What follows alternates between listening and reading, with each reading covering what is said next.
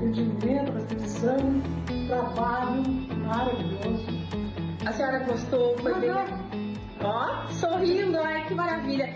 Feliz. Ai, que coisa boa, né? Já a Tati, que já era paciente, né, lá do meu consultório, né?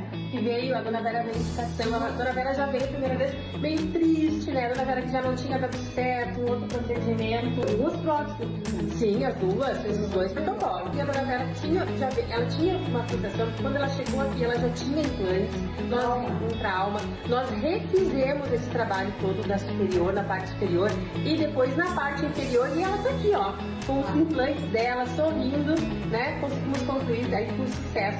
E esse é o nosso maior sonho, que o paciente saia daqui feliz, sorrindo.